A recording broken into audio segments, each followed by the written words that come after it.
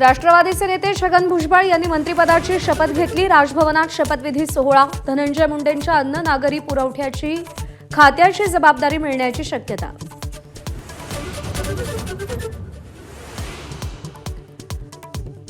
मुख्यमंत्री देतील ते खाते मान्य असेल। मंत्रिपदाच्या शपथेनंतर छगन भुजबळांची प्रतिक्रिया। कोणत्याही खात्याची अपेक्षा केली नसल्याचाही दावा।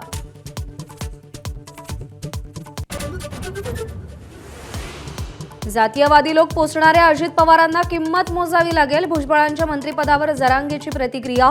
तर भ्रष्ट लोकांना मंत्रिपद दिल्याचा अंजली दमानी यांचा आरोप।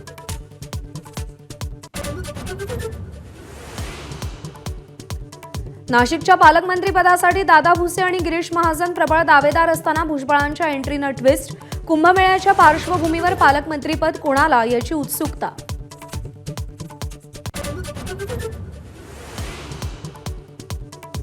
पाकिस्तानचा पर्दाफाश करण्यासाठी परराष्ट्र सचिव आज संजय झा, कनिमोळी आणि श्रीकांत शिंदेंच्या मंत्रिमंडळांना माहिती देणार। शिष्टमंडळांना माहिती देणार।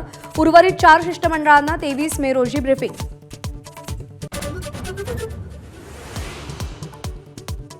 आसाम सरकारमधील मंत्री अशोक सिंगल यांची वादग्रस्त एक्स पोस्ट। असीम मुनीरच्या चेहऱ्यासोबत राहुल गांधींचा चेहरा लावला। राहुल गांधींना निशाने पाकिस्तानची अपेक्षा आहे का, सिंगल यांचा सवाल।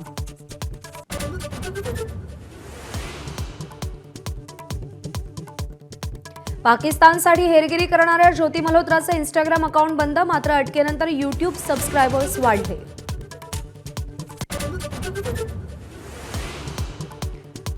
वक्फ कायद्याच्या वैधतेवरती आज सर्वोच्च न्यायालयात सुनावणी। सरन्यायाधीश भूषण गवईंसमोर युक्तिवाद होणार। सुप्रीम कोर्ट अंतरिम आदेश देणार का, याकडे लक्ष।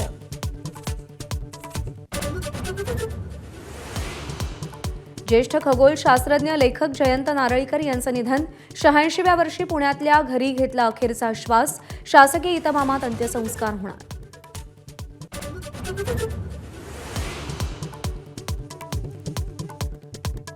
जागेच्या वादातून पुरुष प्रवाशाकडून महिला प्रवाशाला बेदम मारहाण। सीएसएमटी ते अंबरनाथ लोकल ट्रेनमधली घटना।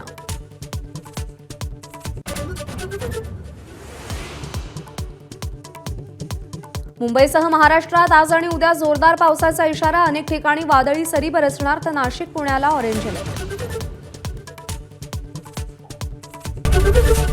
एबीपी माझा, उघडा डोळे बघा नीट।